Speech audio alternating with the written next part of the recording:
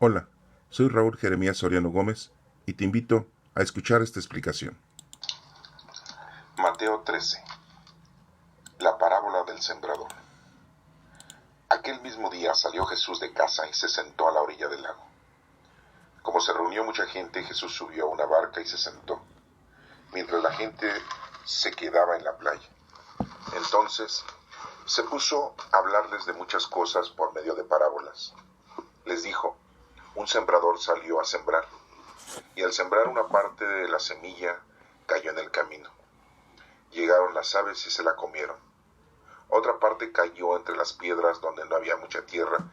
Esa semilla brotó pronto porque la tierra no era muy honda. Pero el sol, al salir, la quemó, y como no tenía raíz, se secó.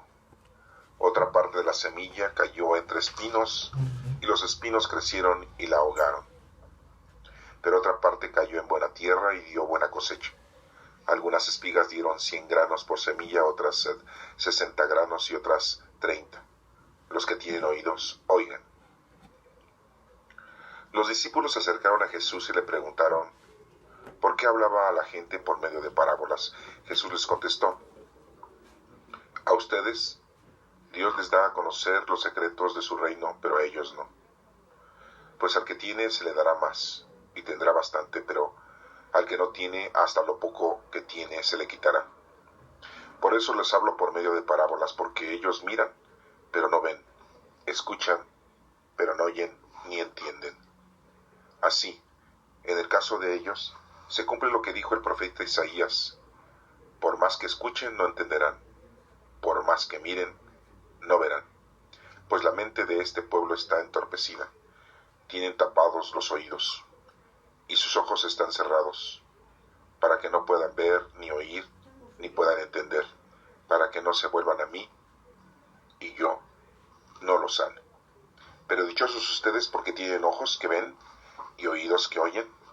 Les aseguro que muchos profetas y gente buena quisieron ver esto que ustedes ven y no lo vieron.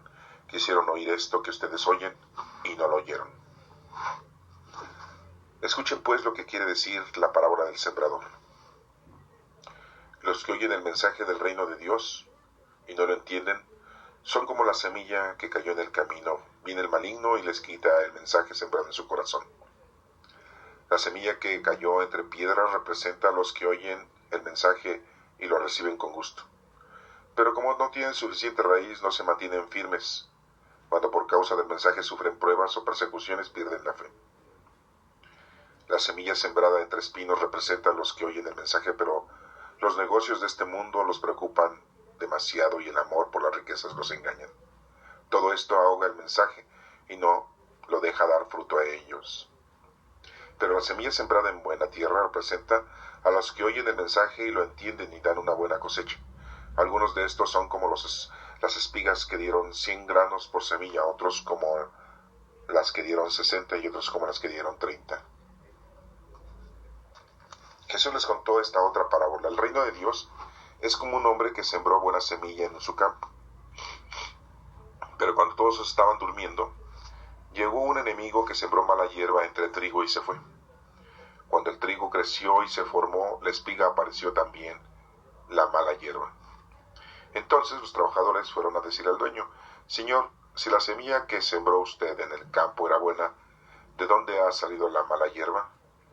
El dueño les dijo: ¿algún enemigo ha hecho esto?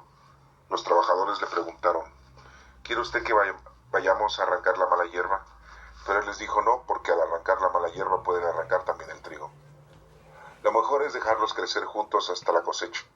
Entonces mandaré a los que han de recogerla, que aparten primero la mala hierba y la aten en manojos para quemarla, y que después guarden el trigo en mi granero. Jesús también les contó esta otra parábola. El reino de Dios es como una semilla de mostaza que un hombre siembra en su campo. Es por cierto la más pequeña de todas las semillas, pero cuando crece se hace más grande que otras plantas del huerto y llega a ser como un árbol tan grande que las aves van y hacen nidos en sus ramas. También les contó esta parábola. El reino de Dios es como una levadura que una mujer mezcla con 3 medidas de harina para hacer fermentar toda la masa. Jesús habló de todo esto a la gente por medio de parábolas, y sin parábolas no les hablaba. Esto fue para que se cumpliera lo que había dicho el profeta: hablaré por medio de parábolas. Diré cosas que han estado en secreto desde que Dios hizo el mundo. Jesús despidió entonces a la gente y entró a la casa, donde sus discípulos se le acercaron y le pidieron que les explicara la parábola de la mala hierba en el camino que estaba en el campo. Jesús le respondió: el que siembra la buena semilla es el Hijo del Hombre, y el campo es el mundo. La buena semilla representa a los que son del reino, y la mala hierba representa a los que son del maligno, y el enemigo que sembró la mala hierba es el diablo. La cosecha representa el fin del mundo, y los que recogen la cosecha son los ángeles. Así como la mala hierba se recoge y se echa al fuego para quemarla, así será también el fin del mundo. El Hijo del Hombre mandará a sus ángeles a recoger de su reino a todos los que hacen pecar a otros y a los que practican el mal. Los echarán en el horno encendido, donde llorarán y rechinarán los dientes. Entonces aquellos que cumplen lo que Dios exige brillarán como el sol en el reino de su Padre. Los que tienen oídos, oigan. El reino de Dios es como un tesoro escondido en un terreno. Un hombre encuentra el tesoro y lo vuelve a esconder allí mismo. Lleno de alegría va y vende todo lo que tiene y compra ese terreno. El reino de Dios es también como un comerciante que anda buscando perlas finas. Cuando encuentra una de mucho valor, va y vende todo lo que tiene y compra esa perla. El reino de Dios es también como una red que se echa al mar y recoge toda clase de pescado. Cuando la red se llena, los pescadores la sacan a la playa, entonces se sientan a escoger el pescado, guardan el bueno en canastas y tiran el malo. Así también sucederá al fin del mundo. Saldrán los ángeles para separar los malos de los buenos y echarán a los malos en el horno del fuego, donde llorarán y rechinarán los dientes. Jesús preguntó: ¿entienden ustedes todo esto? Sí, Señor, contestaron ellos. Entonces Jesús les dijo: cuando un maestro de la ley se instruye acerca del reino de Dios, se parece al dueño de una casa que de lo que tiene guardado sabe sacar cosas nuevas y cosas viejas. Cuando Jesús terminó de contar esas parábolas, se fue de allí y llegó a su propia tierra, donde comenzó a enseñar en las sinagogas del lugar. La gente admirada decía: ¿dónde aprendió todo lo que sabe? ¿Cómo puede hacer esos milagros? ¿No este es el hijo del carpintero y su madre es María? ¿No es el hermano de Santiago, José, Simón y Judas? ¿Y no viven sus hermanas también aquí entre nosotros? ¿De dónde le viene todo esto? Por eso no quisieron hacerle caso, pero Jesús les dijo: en todas partes se honra a un profeta, menos en su propia tierra y en su propia casa. Y no hizo ahí muchos milagros, porque aquella gente no creía en él. Capítulo 14. Por aquel mismo tiempo, Herodes, el que gobernaba en Galilea, oyó hablar de Jesús y dijo a los que estaban a su servicio: ese es Juan el Bautista que ha resucitado. Por eso tiene ese poder milagroso. Es que Herodes había hecho arrestar a Juan y llevarlo encadenado a la cárcel. Lo hizo por causa de Herodías, esposa de su hermano Felipe. Pues Juan había dicho a Herodes: no debes tenerla como tu mujer.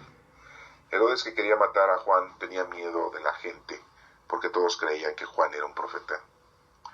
Pero en el cumpleaños de Herodes, la hija de Herodías salió a bailar delante de los invitados y le gustó tanto a Herodes que le prometió bajo juramento darle cualquier cosa que le pidiera. Ella entonces, aconsejada por su madre, dijo a Herodes: dame en un plato la cabeza de Juan el Bautista. Esto entristeció al rey Herodes, pero como había hecho un juramento en presencia de sus invitados, mandó que se la dieran. Ordenó pues cortarle la cabeza a Juan en la cárcel. Luego la llevaron en un plato y se la dieron a la muchacha, y ella se la entregó a su madre. Llegaron los seguidores de Juan, se llevaron el cuerpo y lo enterraron. Después fueron y avisaron a Jesús. Cuando Jesús recibió la noticia, se fue de allí, él solo, en una barca, a un lugar apartado. Pero la gente lo supo y salió de los pueblos para seguirlo por tierra. Al bajar Jesús de la barca, vio a la multitud, sintió compasión de ellos y sanó a los enfermos que llevaban. Cuando ya se hacía de noche, los discípulos se le acercaron y le dijeron: ya es tarde, y este es un lugar solitario. Despida a la gente para que vayan a las aldeas y compren comida. Jesús les contestó: no es necesario que se vayan, denles ustedes de comer. Ellos le respondieron: no tenemos aquí más que 5 panes y 2 pescados. Jesús les dijo: tráiganmelos aquí. Entonces mandó a la multitud que se sentara sobre la hierba, luego tomó en sus manos las 5 panes y 2 pescados, y mirando al cielo dio gracias a Dios, y partió los panes y los dio a los discípulos, y ellos los repartieron entre la gente. Todos comieron hasta quedar satisfechos, y todavía llenaron 12 canastas con los pedazos sobrantes. Los que comieron fueron unos 5,000 hombres, sin contar mujeres y niños. Después de esto, Jesús hizo que sus discípulos subieran a la barca para que cruzaran el lago antes que él y llegaran al otro lado, mientras él despedía a la gente. Cuando hubo despedido, Jesús subió al cerro para orar a solas. Al llegar la noche, estaba allí el sol. Mientras la barca ya iba bastante lejos de tierra firme, las olas azotaban la barca porque tenían el viento en contra. A la madrugada, Jesús fue hacia ellos caminando sobre el agua. Cuando los discípulos lo vieron andar sobre el agua, se asustaron y gritaron llenos de miedo: es un fantasma. Pero Jesús les habló diciéndoles: tengan valor, soy yo, no tengan miedo. Entonces Pedro le respondió: Señor, si eres tú, ordena que yo vaya hasta ti sobre el agua. Ven, dijo Jesús. Pedro entonces bajó de la barca y comenzó a caminar sobre el agua en dirección a Jesús. Pero al notar la fuerza del viento tuvo miedo, y como comenzaba a hundirse, gritó: sálvame, Señor. Al momento Jesús lo tomó de la mano y le dijo: qué poca fe tienes, ¿por qué dudaste? En cuanto subieron a la barca, se calmó el viento. Entonces los que estaban en la barca se pusieron de rodillas delante de Jesús y le dijeron: en verdad tú eres el Hijo de Dios. Cruzaron el lago y llegaron a la tierra de Genesaret. La gente del lugar reconoció a Jesús, y la noticia se extendió por toda la región. Le llevaban los enfermos y le rogaban que les dejara tocar siquiera el borde de su capa, y todos los que la tocaban quedaban sanos. Esta es palabra de Dios. Honor y gloria a ti, Señor Jesús. En este capítulo número 13 de Mateo, comenzamos pronunciando la parábola del sembrador, en donde nos menciona que Jesucristo se sentó a la orilla del lago. Había mucha gente reunida, y él se sienta en la barca mientras la gente se quedaba en la playa. Y les hablaba de muchas cosas, y empezó a decirles la parábola del sembrador, en donde se menciona que para ir a sembrar, una parte de la semilla se cae en el camino, la otra cae entre piedras, y la otra parte de la semilla cayó entre espinos. Y en la última cae en buena tierra. Está hablando de 4 puntos importantes de la semilla. Una cae en el camino, otra entre piedras, otra entre espinos, y la otra cae en buena tierra. Y los discípulos le preguntan a Jesús que por qué le habla a la gente en parábolas. Y muy claramente Jesús les dice: a ustedes Dios les da a conocer los secretos de su reino, pero a ellos no. Aquí tenemos que hacer un paréntesis y explicarnos el por qué Dios a algunos les habla del reino de una manera sencilla, o ellos la entienden de una manera muy sencilla, y otra gente no lo entiende. Otra gente, a pesar de que es muy sencilla la explicación, no lo entiende. Y es lo que nos pasa en la actualidad. Algunos conocemos, amamos y servimos a Dios, pero hay muchos que, a pesar de que Dios está presente, no lo ven, no lo escuchan, no lo sienten, no lo entienden, no lo conocen, porque están inmiscuidos en las cosas mundanas, materiales, corporales, porque se han dado cuenta de la maldad que existe en el hombre, y principalmente en algunos pastores, en guías espirituales, en presbíteros, que en vez de hacer el bien han hecho el mal, y se dan cuenta de la malformación que ha tenido cada una de las iglesias, las cuales se han dedicado supuestamente a predicar la doctrina de Cristo, la palabra de Dios. Y nos damos cuenta que la iglesia, una institución, se ha volcado al pecado. Recordemos que nosotros somos, cada uno de nosotros, iglesia.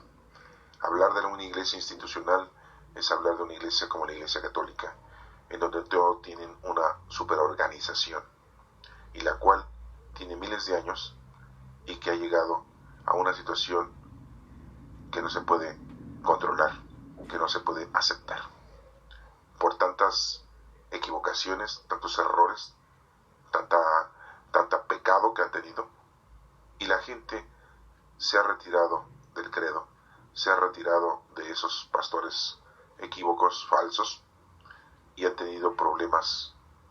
Por lo tanto, las generaciones van pasando, generación tras generación, y van teniendo un distanciamiento al verdadero conocimiento de la palabra del Señor.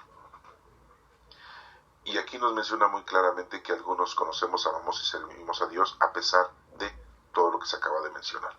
Pero hay muchos que no conocen, no aman y no sirven a Dios precisamente por esto que les acabo de comentar, y por muchas otras cosas más no conocen a Dios y no lo aceptan.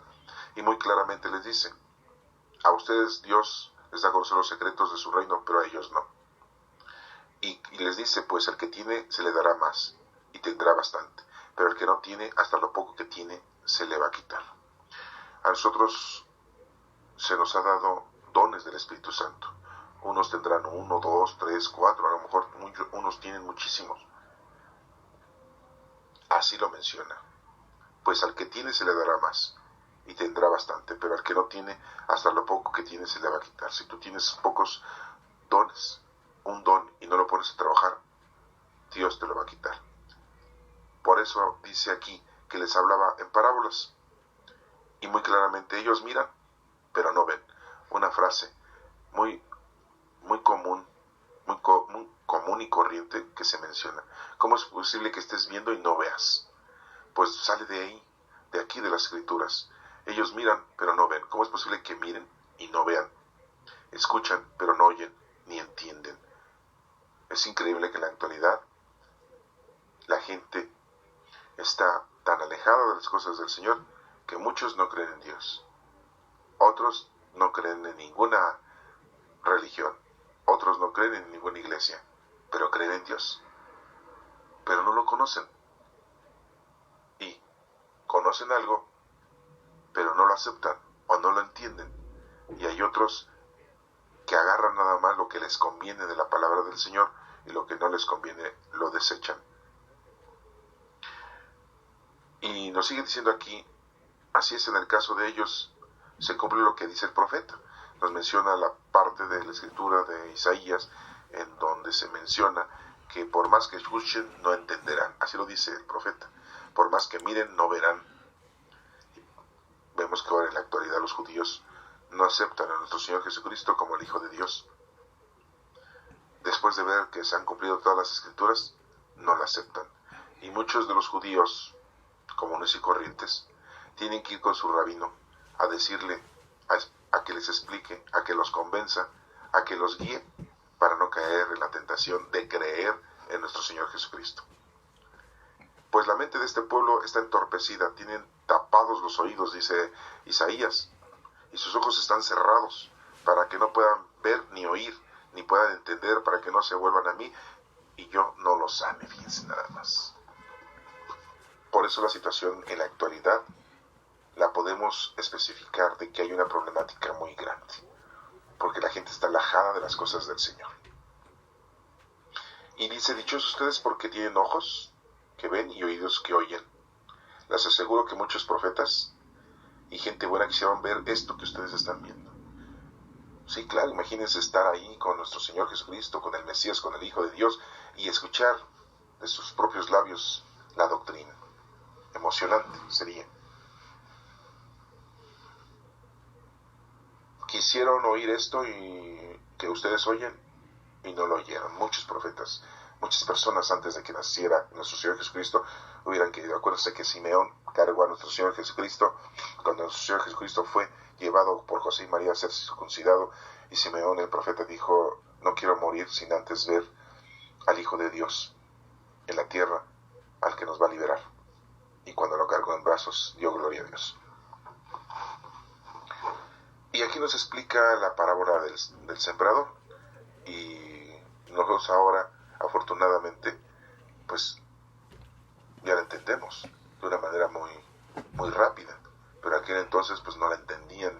Y aquí dice, escuchen pues lo que quiere decir la parábola del sembrador. Los que oyen el mensaje del reino de Dios y no lo entienden son como la semilla que cayó en el camino. Nos pasamos toda una vida y sabemos que Dios existe. O escuchamos que la gente va a misa, que reza el rosario, que hace las horas litúrgicas, que va a la hora santa, que pertenecen a la adoración nocturna, que se confiesan, que comulgan, que se bautizan, que se confirman, que hacen oración, que cantan, que alaban al Señor. Pero saben que existe eso durante toda su vida, pero ellos se dedican a la vida mundana y material, y ese es el camino. Viene el maligno y les quita el mensaje sembrado en su corazón. Saben que existe, y pues viene el maligno y los truena. De nada les sirvió que supieran algo del Señor. La semilla que cayó entre las piedras representa a los que oyen el mensaje y lo reciben con gusto.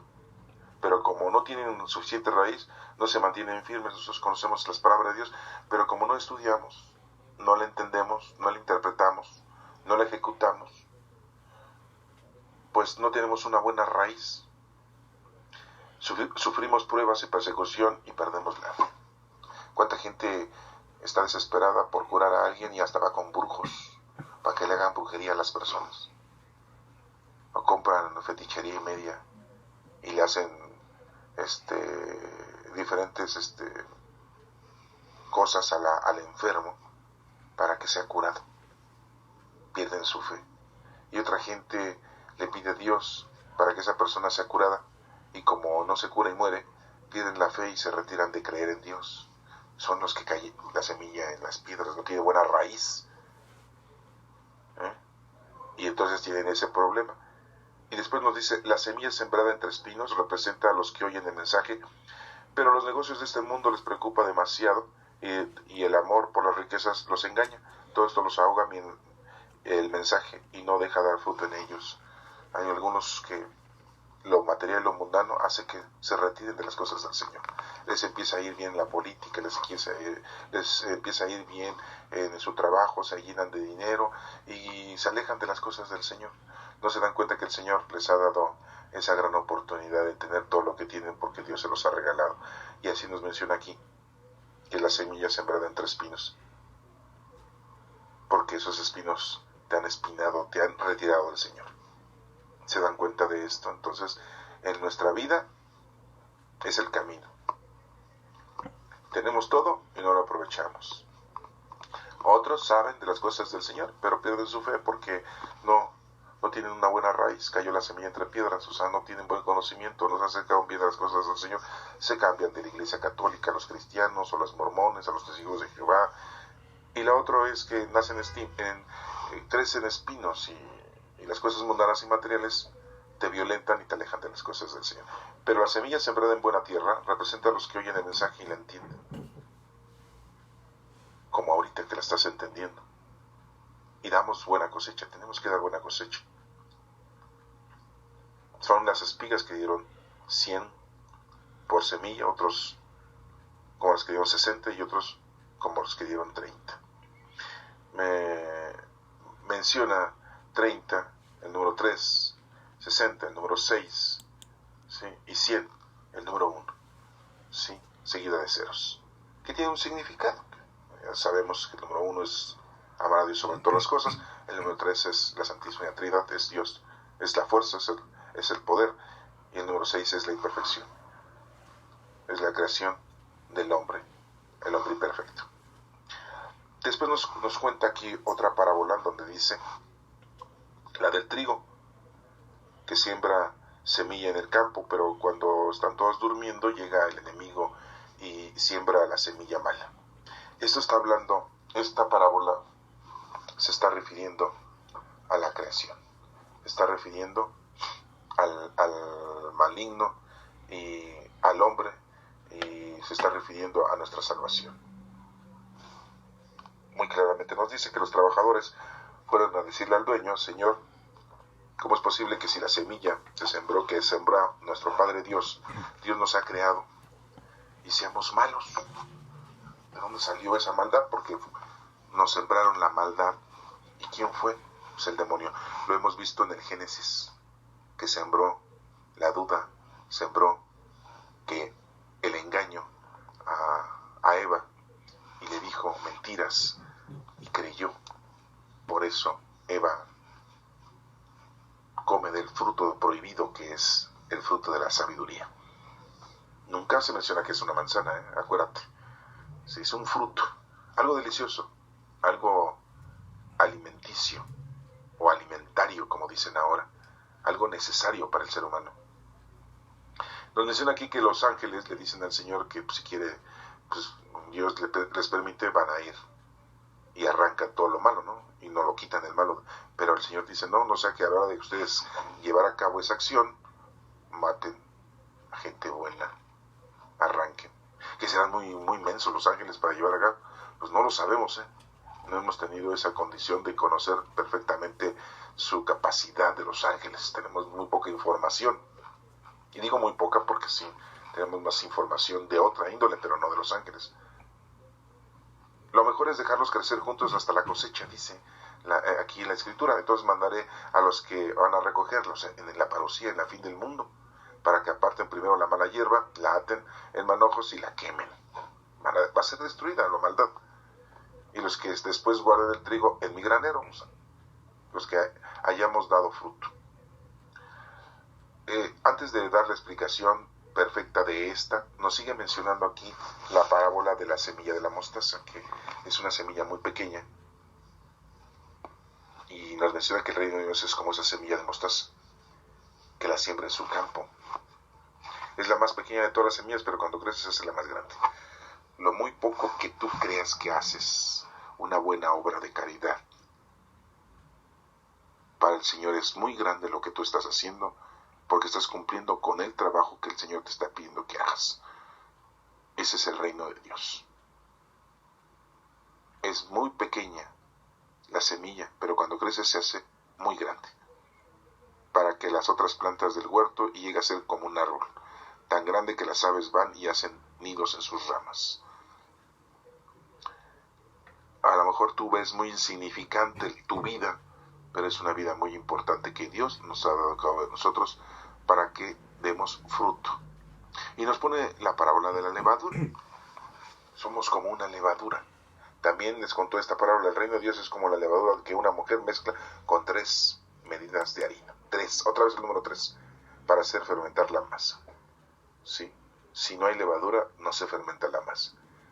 Si nosotros no hacemos lo que nos corresponde, no estamos cumpliendo con el Señor y el reino de Dios, entonces no se establece, porque nosotros no lo establecemos, no cumplimos con lo que Dios nos está pidiendo para que se establezca. Y entonces seremos arrojados, atados y arrojados al infierno. Nos vuelve a mencionar que nuestro Señor habla todo esto en parábolas. Todo les dice en parábolas.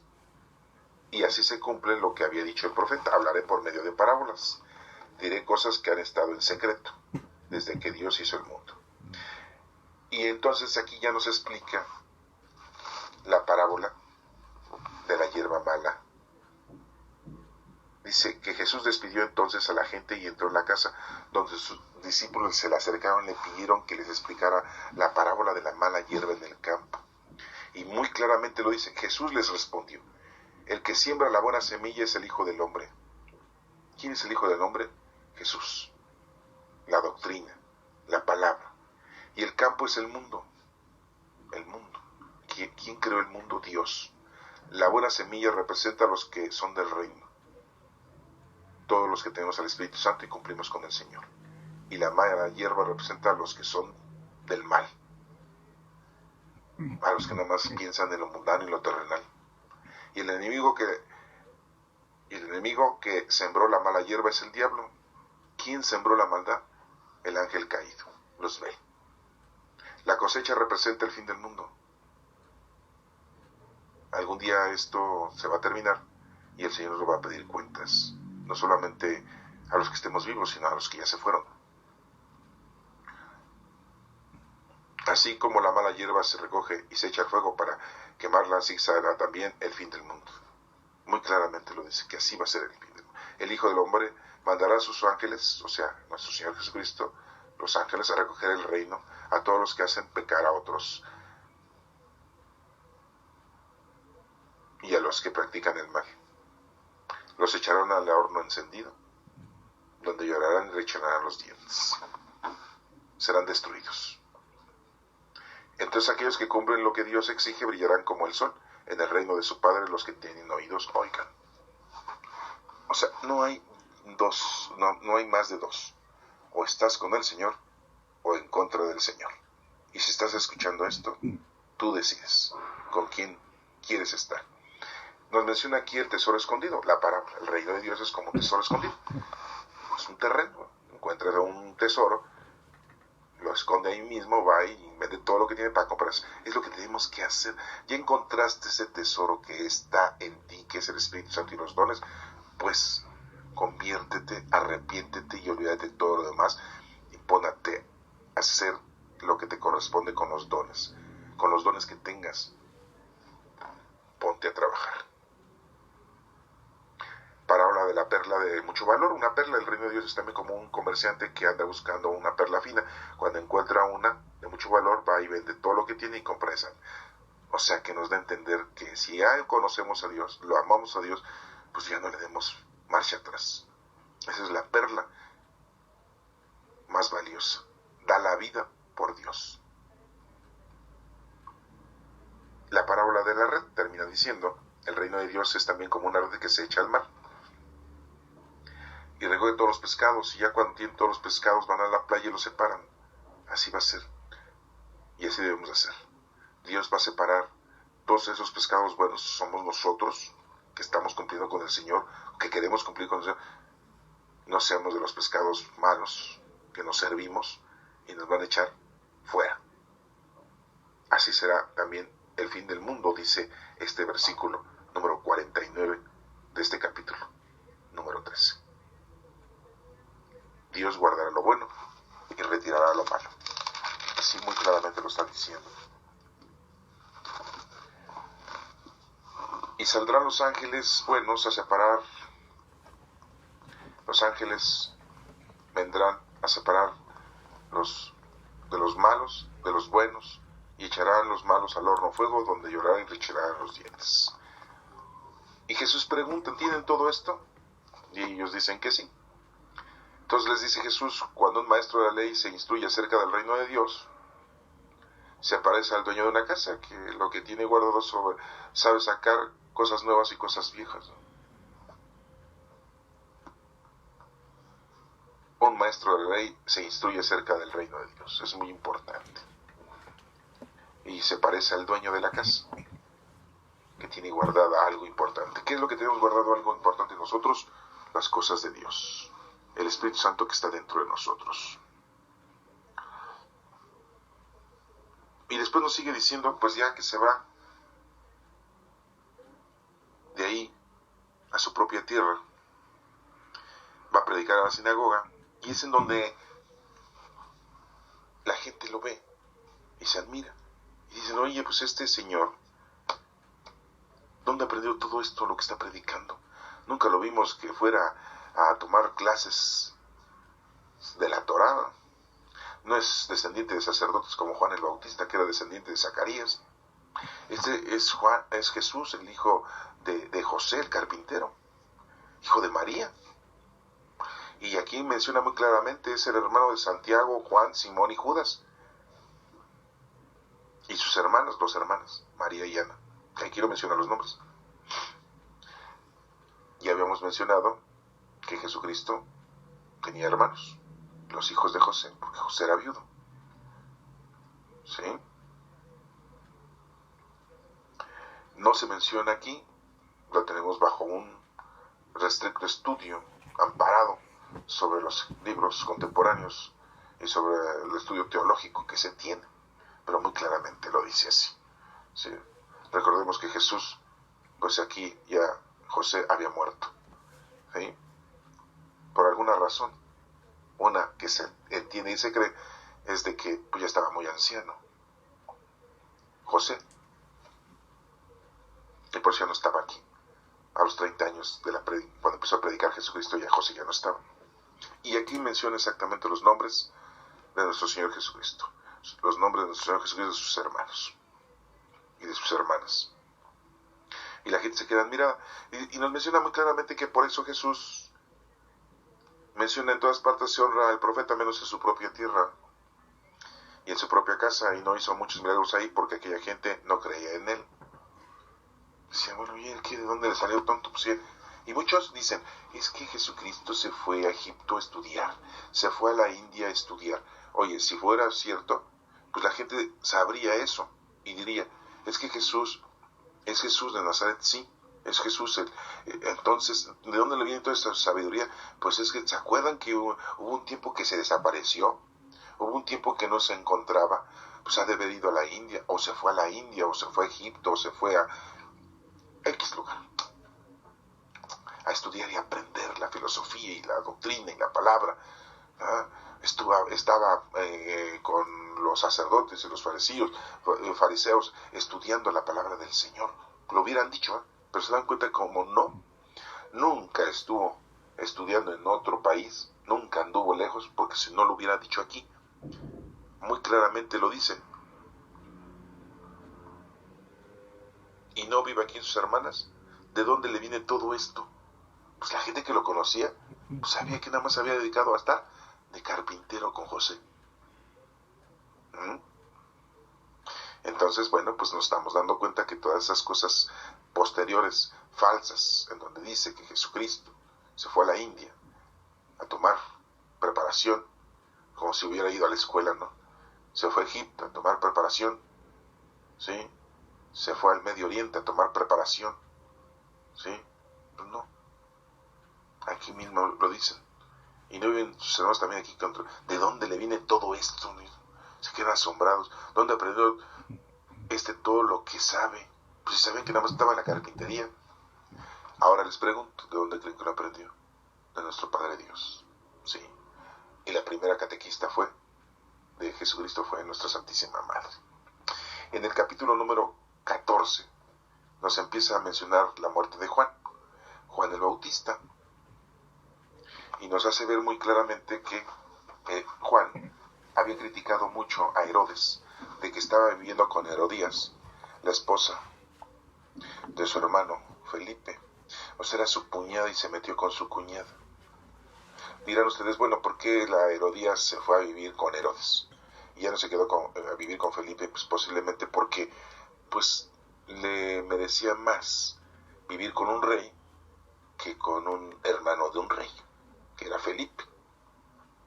Le interesó más el puesto de ser la primera dama de un rey, sí, que la esposa de un hermano del rey.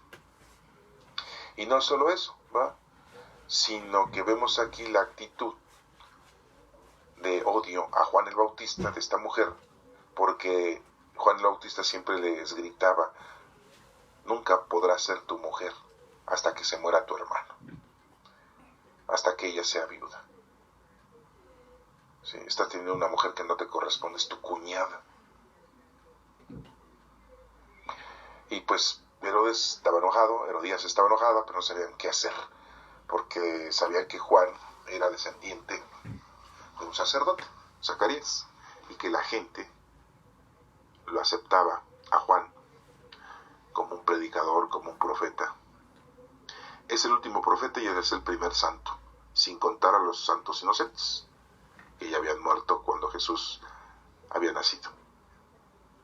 Juan el Bautista era descendiente sacerdotal y la gente le tenía mucho respeto y le daba mucha protección. Entonces Herodes pues no quería él inmiscuirse en eso, porque sabía que el pueblo se le podía echar encima. Pero cuando va a cumplir Herodes años, su sobrina Salomé le ofrece un baile, aquí lo menciona, y a cambio Herodes le promete darle lo que ella pida, y ella pidió consejos de Herodías, su madre, que le mandara a matar a Juan. Lo encarcelaron a Juan y le cortaron la camisa. Y se la ofrecieron como regalo a Salomé, porque le había bailado muy bonito a Herodes. Y Herodes estaba enamorado de su propia sobrina también. Era una perversión, es Herodes. Y entonces, pues, es como muere Juan el Bautista. Le cortan la cabeza. Aunque estaba triste el rey Herodes por haber hecho eso, pero pues no le quedó de otra, ¿no? Porque si no lo hacía, lo iban a tachar de que era un verdadero mentiroso al no cumplir con lo que prometía. Nos menciona aquí la escritura que los seguidores de Juan fueron por su cuerpo de Juan y lo enterraron. No nos menciona qué onda con la cabeza, si la enterraron junto al cuerpo posteriormente, o la cabeza fue destazada o quemada, o qué sé yo qué habrá hecho Salomé. Pues aquí vemos que Salomé se lo da a su mamá Herodías. Ahí está la cabeza, para que ya no escuches esos gritos en contra de tu unión con el tío. ¿Ah? Pura porquería, pura perversión, pura maldad. Y Jesús recibe la noticia de lo que había ocurrido con Juan el Bautista. Y se va de ahí, él solo, en una barca, a un lugar apartado. Pero la gente lo supo y salió de los pueblos para seguir otra vez. Y cuando baja Jesús de la barca, vio a la multitud y sintió compasión de ellos. ¿Por qué se fue solo Jesús? A pedirle a nuestro Padre Dios, a orar a nuestro Padre Dios por la muerte de Juan el Bautista. Entonces es muy importante también ver que Jesucristo oró. ¿Pudo nuestro Señor Jesucristo devolver la vida a Juan el Bautista? Nuestro Señor Jesucristo podía, pero no era el caso. Nos damos cuenta que Juan había cumplido con su trabajo. Cuando cumplas con tu trabajo, te podrás ir. Y ojalá y cumplamos nuestro trabajo y nos vayamos en esta vida. Porque a lo mejor nos vamos sin cumplir nuestro trabajo. Va a estar peor, Pero de que nos vamos, Todos nos vamos a morir. Todos. No hay nadie que no haya muerto. Hasta nuestro Señor Jesucristo murió. ¿Por qué? Simple y llanamente, así de sencillo, es porque tienes un cuerpo mortal. Simple y llanamente. No le busques. Si tú me dices, es que Elías no se encontró su cuerpo, no murió, fue llevado en un...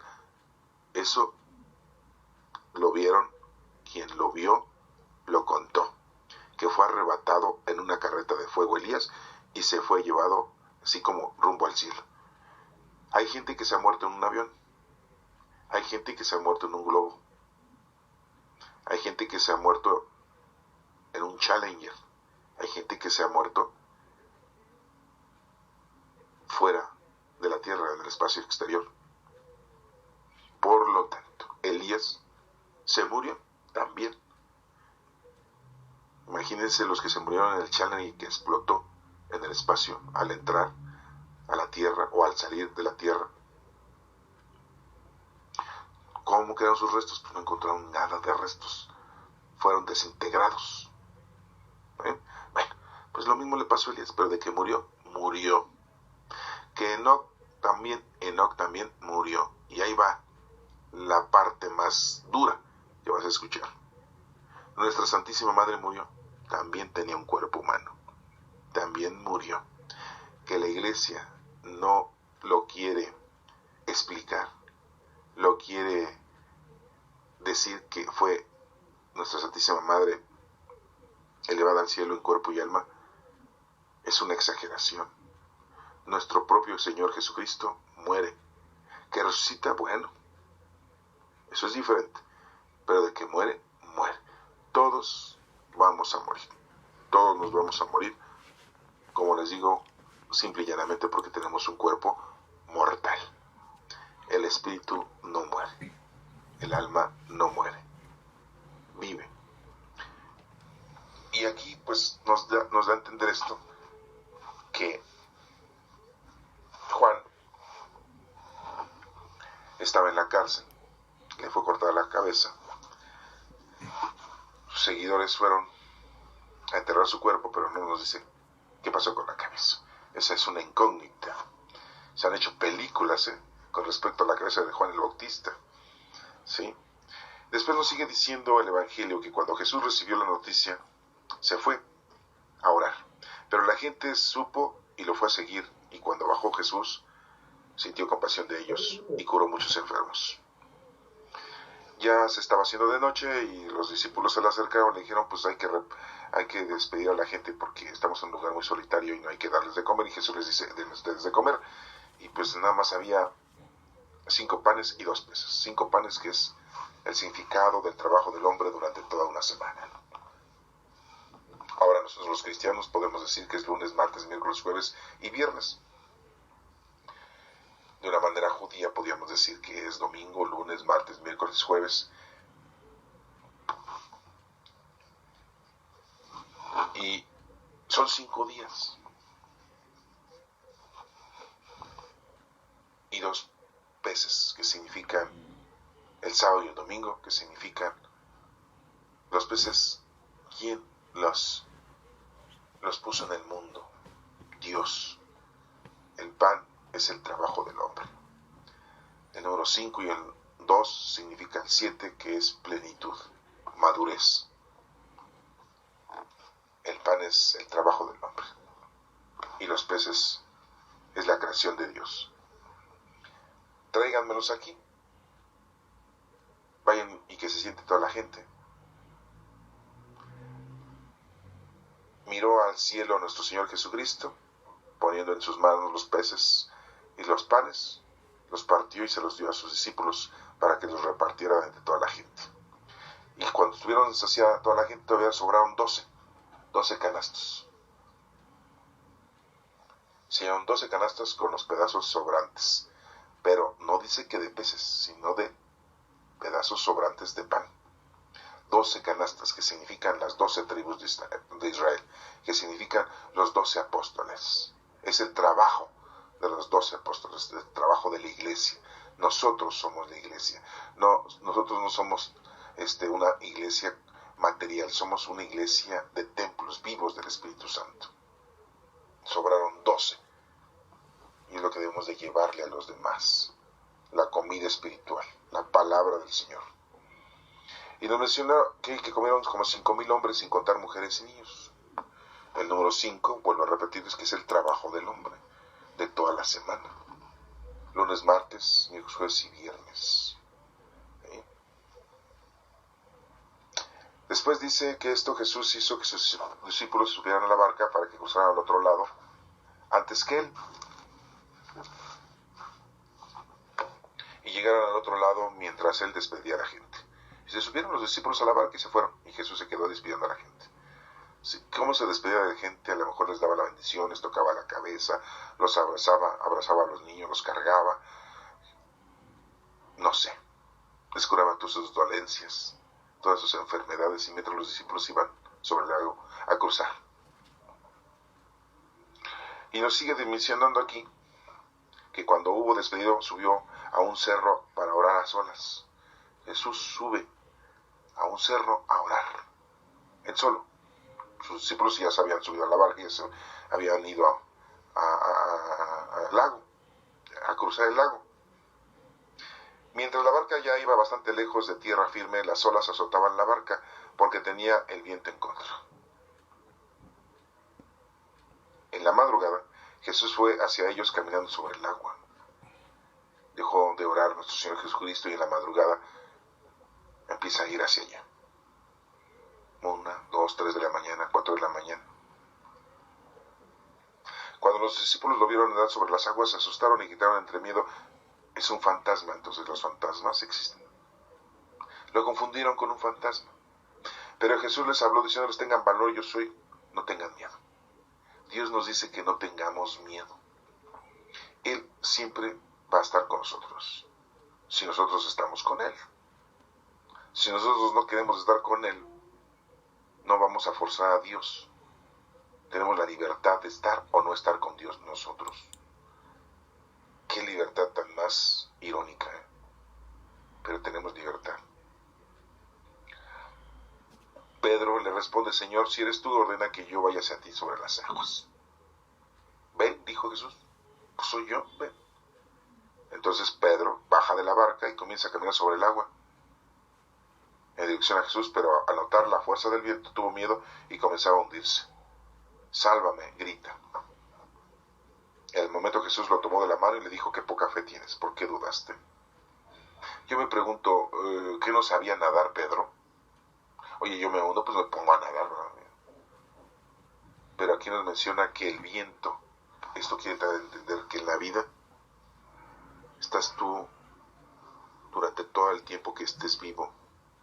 Tienes unos vientos en contra de tu vida, situaciones muy difíciles que se te presentan en tu vida, enfermedades, necesidades, la misma muerte de tus familiares, la soledad, la tristeza, muchas situaciones difíciles que se te presentan en la vida.